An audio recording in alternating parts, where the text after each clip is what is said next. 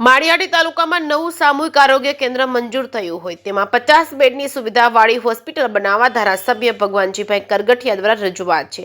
માળિયાહાટી તાલુકામાં નવું સામૂહિક આરોગ્ય કેન્દ્રમાં નવું બિલ્ડિંગનું સરકાર દ્વારા મંજૂર થયેલ હોય। માળિયાહાટી તાલુકાના 68 ગામોમાં હોય અને મોટા ભાગે આરોગ્ય સારવાર માટે માળિયાહાટીના આરોગ્ય કેન્દ્ર પર નિર્ભર છે અને પછાત વર્ગનો વિસ્તાર હોય તે માટે 50 જેટલા બેડની સુવિધાવાળી હોસ્પિટલમાં અપડેટ કરવા માટે ધારાસભ્ય ભગવાનજીભાઈ કરગઠિયા દ્વારા આ તાલુકામાં દર્દીઓને સારી સારવાર મળી રહે અને દર્દીઓને હેરાનગતિ ન થાય તે માટેના હિત માટે 50 જેટલા બેડની સુવિધાવાળી હોસ્પિટલ બનાવવામાં આવી છે।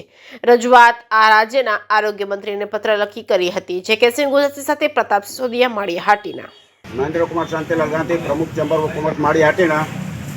આપ સૌ જાણો છો CR પાટીલ સાહેબે 2 વર્ષ થયા છે જેને ગુજરાત પ્રદેશના અધ્યક્ષ તરીકે જે ભાજપના અધ્યક્ષ તરીકે સંભાળ્યું છે ત્યાર પછી સમગ્ર ગુજરાતમાં એક ખૂબ સારી લોકલાગણી ઊભી કરી, ખૂબ સેવાકીય પ્રવૃત્તિ કરી છે અને વિકાસના જે કાંઈ પ્રશ્નો છે એને હલ કર્યા છે અને ગુજરાતની પ્રજાની લાગણી પણ એના પ્રત્યે અનજ છે।